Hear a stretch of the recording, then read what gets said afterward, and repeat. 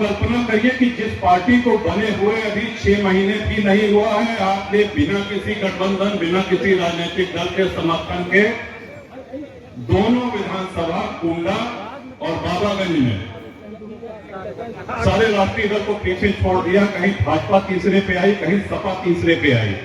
दोनों जगह जनसत्ता दल से शैलेंद्र जी को इतना आशीर्वाद मिला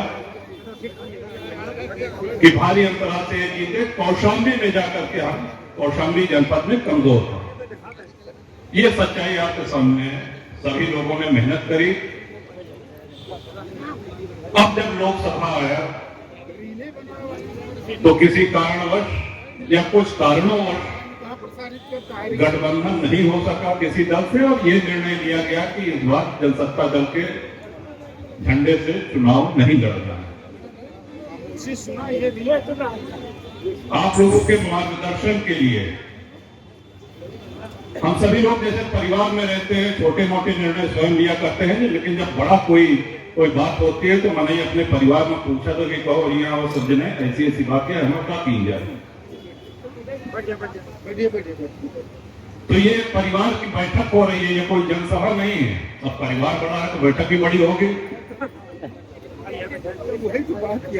और ये आपसे दिशा निर्देश, आपकी राय लेने के लिए, इसमें कहीं किसी का कोई स्वार्थ नहीं है, लेकिन हमारे मन में कुछ उलझन है, कुछ समस्या, और एक से अधिक के अपने इस राजनीतिक जीवन काल में हमने पूरी सदैव पारदर्शिता रखी है, अपनी विश्वसनीयता बना करके रखी है।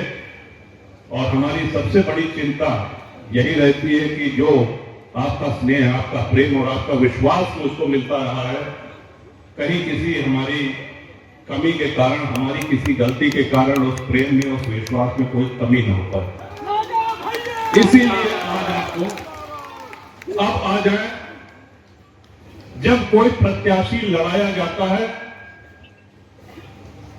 तो आगे से पीछे 20 बार सोचते हैं, कई लोगों की राय लेते हैं। और यहां पे जो नौजवान हैं, जो दिन रात एक कर रहे हैं, उनके पिताजी का आशीर्वाद मुझको मिला, उनके पिता के पिता का आशीर्वाद मिला। आज तीसरी पीढ़ी, चौथी पीढ़ी के लोग सक्रिय होकर के आज चुनाव का पूरा परचम लगाते हैं, पूरा अपने कंधे पर चुनाव को लेकर के चलते हैं। आपके सामने आदरणीय शिव प्रसाद पांडे जी, हमारे पिता तुल्य, हमारे पिता की आयु के कई ऐसे लोग हैं। सबका नाम लेंगे तो बहुत विलंब होगा। अच्छा लगता है जब क्षेत्र में जाते हैं, लोग बताते हैं कि भैया हम उनके नाती हैं। इतनी अभी हमारा हुआ नहीं भगवान है जाने की, लेकिन हाँ,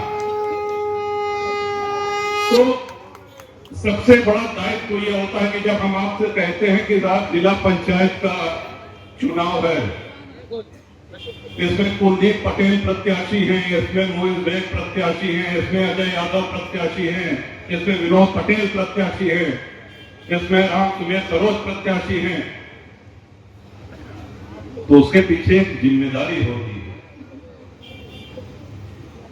अगर हमारे कहने पे आप ब्लॉक प्रमुख को जिताते हैं तो ये हमारा दायित्व होता है कि कल के दिन आपका काम पड़ेगा तो वो आदमी आपके साथ खड़ा रहेगा।